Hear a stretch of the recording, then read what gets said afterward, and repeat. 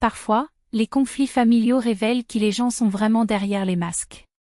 C'est ce qui s'est produit lorsqu'une jeune femme, après des années de travail non rémunéré dans la mer dans l'Alo, a finalement décidé de cette situation. La réaction de son mari a été explosive, avec ses poings serrés et sa voix, la voilant, « Il le va, ne me suffit-il pas pour vous soutenir? Maintenant, vous voulez de l'argent aussi ?» Le coup était sur le point de se mettre sur elle quand, de nulle part, une silhouette imposante est apparue sur la porte. Il était son père, nouveau venu dans les champs, sans préavis. Avec un calme qui a gelé le sang dans le fils, dans les veines de la loi, il a juste dit « Viens, fille. Allons dans l'autre pièce. » La vie d'Alina Maximovna n'a pas été facile du tout. Tout en ajustant les lunettes sur le bureau, il s'est de nouveau appuyé sur des feuilles de calcul sans fin. Des rapports de facturation vectorielle réussis étaient presque prêts, mais nécessitaient un examen approfondi. À l'extérieur de la pièce, la nuit était tombée pendant longtemps. L'horloge a marqué un peu plus de 10 le soir. Un vendredi, le 3e de suite, elle était en retard. Voici une erreur dans les calculs, l'air a coupé la voix rugueuse de Ressa Germanovna, sa mère, in-law, qui se tenait derrière elle comme une ombre menaçante, le souffle chaud autour du cou de sa fille, in. Refale tout. Alina a écrasé ses doigts sur le pont de nez, épuisée. Ressa, c'est déjà 4 heures supplémentaires aujourd'hui. Tu ne peux pas le laisser lundi? Les lèvres rouges minces et peintes de la mère ont été contractées dans un sourire sans joie. Aucun moyen. Ce rapport doit partir aujourd'hui. Vadim a besoin des chiffres pour la réunion du matin. Vadim.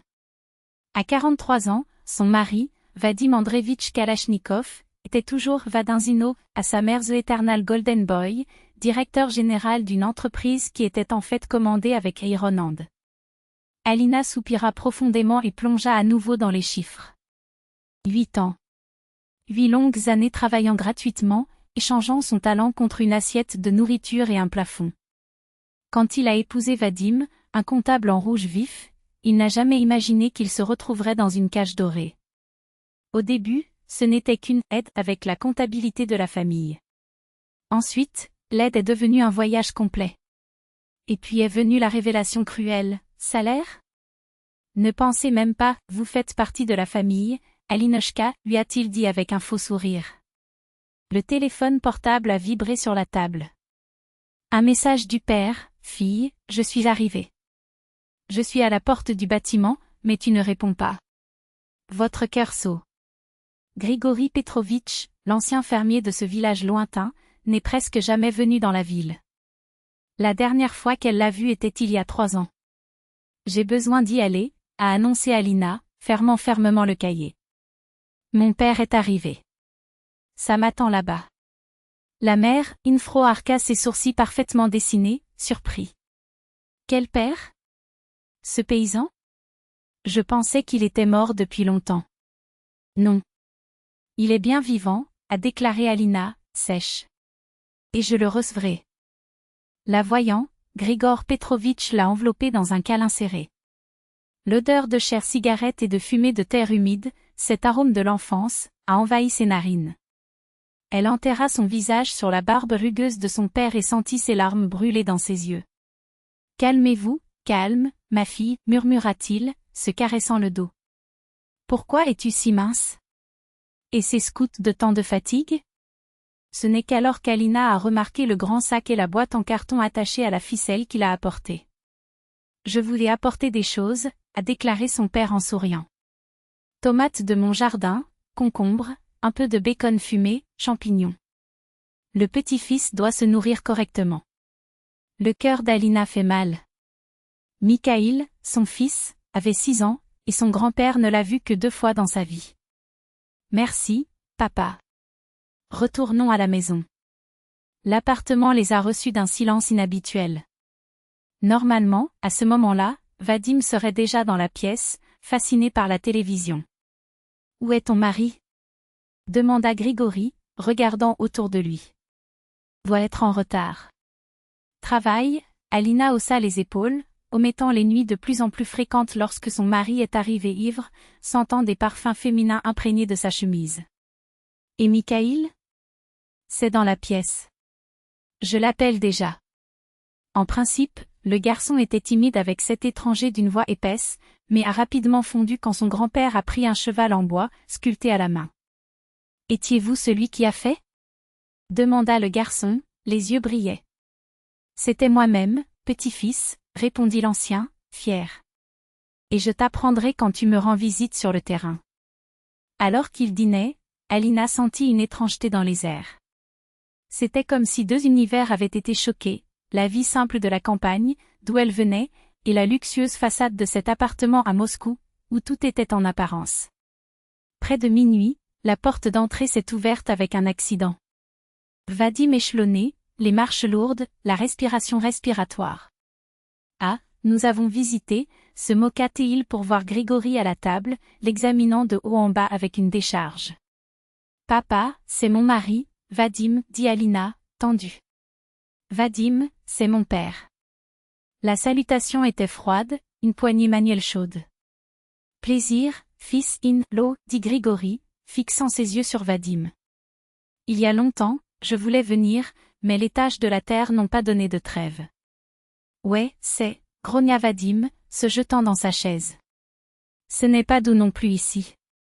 Payez l'impôt pour jouer votre village. Alina sentit son corps se raidir. L'odeur de whisky et de parfum bon marché dégageait de son mari. Vadim, tu veux que je chauffe pour toi? Non. J'ai déjà mangé. Il a regardé l'horloge. Où est le rapport? Ta mère a dit que tu es parti sans finir. Le visage d'Alina brûlait. Je me retrouve pendant le week-end. Mon père est arrivé par surprise. Ne c'est pas terminé? Coupé Vadim, la voix tranchante. Et moi, comment puis-je faire la réunion sans les chiffres? Grigori fronça les sourcils, regardant le fil, infro avec dédain. Mikhaïl, remarquant la tension, se leva silencieusement et s'échappa de la cuisine.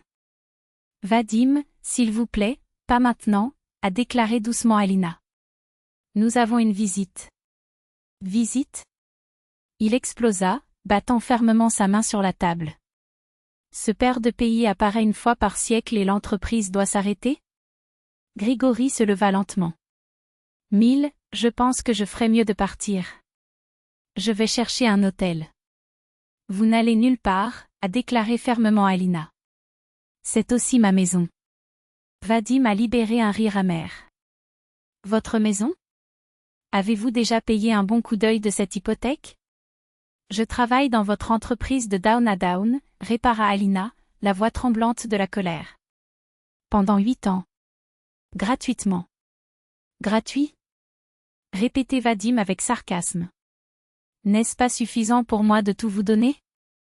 Maintenant, vous voulez aussi de l'argent? C'est alors qu'une voix calme mais autorisée, résonna derrière eux, vient dans la pièce, fille. Alina se retourna et vit Grigori Petrovitch s'arrêta à la porte, tenant un fusil de chasse à 2 pipes, le même qu'il avait apporté dans la boîte en carton. Le visage de Vadim pâlit. Qu'est-ce que tu fais? Il balbutia, de retour au mur. Est-ce illégal? Avez-vous une taille pour ça? Oui, répondit le vieil homme serein. Hunter pendant 40 ans, avec toutes les licences à jour. Maintenant, êtes-vous autorisé à frapper ma fille? Alina, tremblant, quitta la cuisine et se dirigea vers la chambre de son fils, le serrant fort. C'est bon, mon amour, murmura-t-il alors que les larmes coulaient finalement. À l'extérieur, le silence était assourdissant. Certaines vérités, une fois révélées, n'ont pas besoin de plus de mots. Le grand-père et le père viennent de parler à haute voix. De la cuisine est venu des murmures étouffés, Vadim a expliqué quelque chose de confus, tandis que Grigor Petrovitch a posé des questions courtes et précises, comme un juge qui connaît déjà la peine. Une demi-heure plus tard, la porte de la chambre de l'enfant s'est ouverte. À l'arrêt, le père est apparu sans la fusillade. Je suis resté dans la boîte, a-t-il expliqué, comme s'il s'est excusé. Ne t'inquiète pas, Alinochka, tout ira bien. Vadim n'était plus dans la cuisine. Par le son sec de la porte d'entrée, il était clair qu'il était parti. Papa, qu'est-ce que tu lui as dit? demanda Alina alors qu'elle se mettait à Misha sur le lit, caressant ses larmes encore humides. Grigori Petrovitch s'est assis sur le bord du matelas et a couru sa main sur la tête du petit-fils, comme un avenir qu'il pouvait voir. Juste une conversation entre les hommes. J'ai expliqué certaines règles de la vie de famille. Il s'arrêta, lourd comme plomb. Gère, pourquoi ne m'as-tu jamais dit comment il vivait ici? Alina baissa les yeux. Les mots étaient bouclés dans la gorge. Je ne voulais pas t'inquiéter, et peut-être que j'avais honte. Honte. Le vieil homme secoua la tête, comme si une mouche obstinée était étonnée. S'il y a une honte à ressentir, ce n'est pas le vôtre. Et Vadim ne s'est pas présenté le matin. Au lieu de cela, le téléphone a sonné, Ressa Germanovna, avec une voix aiguë comme une lame gravement adoucie, exigeait qu'Alina apparaisse immédiatement au bureau avec le rapport prêt. Je ne le ferai pas, répondit Alina avec un calme qui la surprit. N'est-ce ni aujourd'hui ni lundi? De l'autre côté, un silence stupéfait. Comment osez-vous? Enfin, la mère Infro était enfin. Viens maintenant. Non. À partir d'aujourd'hui, je tire. Si vous avez besoin d'un comptable, embauchez en un, et payez-le.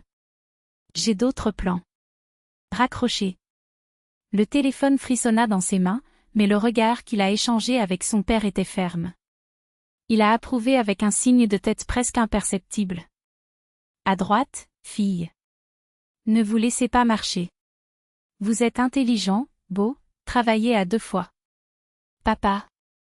Pouvons-nous aller chez toi? Moi et Misha. Juste pour quelques semaines? Le visage de Grigori Petrovitch s'allumait alors que le soleil déchirant les nuages après la tempête. Bien sûr, ils le peuvent. C'est ce à quoi je suis venu, voir le petit-fils, vous ramener. Même si c'est pour l'instant. Il sourit, et il y avait des promesses dans ce sourire. En été, il y a un paradis.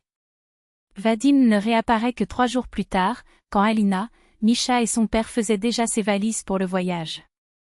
La porte s'ouvrit avec un cri et sa silhouette sombre remplit le seuil. « Nous pouvons parler ?» demanda-t-il, ses yeux fixés sur sa poitrine. Ils sont allés sur le balcon. Le soleil de juin a brûlé la ville, mais Alina sentait froide dans sa poitrine, comme si l'hiver était revenu juste pour elle. « Partez-vous » Il a finalement rompu le silence. « Oui. Avec Misha. À la maison de mon père. Du moins pour l'instant. » Vadim a chuchoté ses doigts dans la balustrade, comme s'il cherchait une chanson qu'il ne savait jamais jouer. J'avais tort. Désolé. Alina le regarda pendant un long moment. Devant elle était un étranger. Un jour, il était tombé amoureux de sa détermination, cette sécurité qui semblait déplacer les montagnes.